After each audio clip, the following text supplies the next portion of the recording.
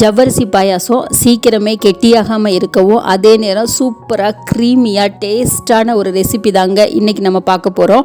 அதுக்கு நான் ஃபஸ்ட்டு ஒரு பெரிய ஸ்பூனில் 3 ஸ்பூன் அளவு ஜவ்வரிசி எடுத்திருக்கேன். ஜவ்வரிசி வந்து 2 டைப்பில் கிடைக்கும். ஒன்று நைலான் ஜவ்வரிசின்னு சொல்லுவாங்க, அது கொஞ்சம் கண்ணாடி மாதிரி இருக்கும். இன்னொன்று மாவு ஜவ்வரிசின்னு சொல்லுவாங்க.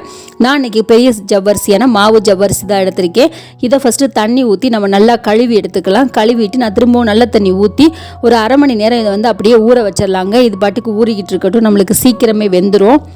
இப்போ ஒரு கொஞ்சம் 1/2 ஸ்பூன் நெய் சேர்த்து நான் கொஞ்சம் பாதாம் வெட்டி சேர்க்குறேன். அது கூடவே சாரப்பருப்பு, அதாவது மிக்சர்லாம் வறுத்து போட்டிருப்பாங்க இல்லையா, அந்த பருப்பு சேர்க்குறேன். கூடவே கருப்பு திராட்சை சேர்த்து இது எல்லாத்தையும் நம்ம ஃபஸ்ட்டு வறுத்து எடுத்து வச்சுக்கலாம்.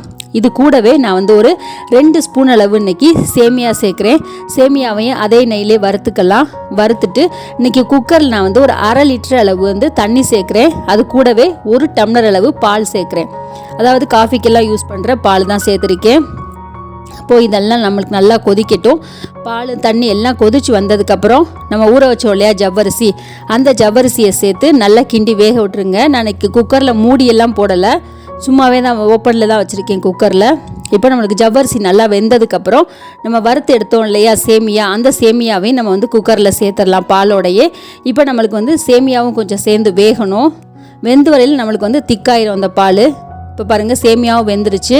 நான் கூடவே தேவையான அளவு சர்க்கரை சேர்த்துக்குங்க. உங்களுக்கு எந்தளவு ஸ்வீட் பிடிக்குமோ. கொஞ்சமாக ஏலக்காய் தூள், ஒரு பிஞ்ச் வந்து உப்பும் சேர்த்துக்குங்க. சேர்த்துட்டு நம்ம வறுத்து வச்ச அந்த பருப்பு முந்திரி எல்லாமே சேர்த்துக்கலாம். ஒன்றா சேர்த்துட்டு இது வந்து நான் அடுப்புலேருந்து இறக்கிட்டேன். இது கொஞ்சம் சூடு ஆறட்டும். சூடு ஆறுனதுக்கப்புறம் நம்ம வந்து தேங்காய் பால் சேர்த்துக்கலாம். இந்த தேங்காய் பால் பார்த்திங்கன்னா நம்ம தேங்காய் எண்ணெய் எடுத்தோம் இல்லையா, நம்ம ஏற்கனவே முன்னாடி போட்டிருக்கோம் 2 நாளைக்கு முன்னாடி வீடியோ. அந்த எண்ணெய் எடுத்தையில் உள்ள பால் அப்படியே உங்களுக்கு பார்க்கலே தெரியும், அப்படியே க்ரீமியாக வரும். ஊத்தையிலேயே சூப்பராக இருக்கும். தேங்காய் பால் ஊற்றி செஞ்சு பாருங்கள், உங்களுக்கு சீக்கிரமும் கெட்டியாகவும் ஆகாது. அதே நேரம் டேஸ்ட்டும் சூப்பராக இருக்கும். தேங்காய் பாலோட சேர்ந்து குடிக்கையில் அவ்வளோதான், நம்மளுடைய சூப்பரான சேமியா ஜவ்வரிசி தேங்காய் பால் பாயாசம் வந்து ரெடி ஆயிடுச்சு. சித்திரை திருவிழாவுக்கு செஞ்சு பாருங்கள், சூப்பராக இருக்கும்.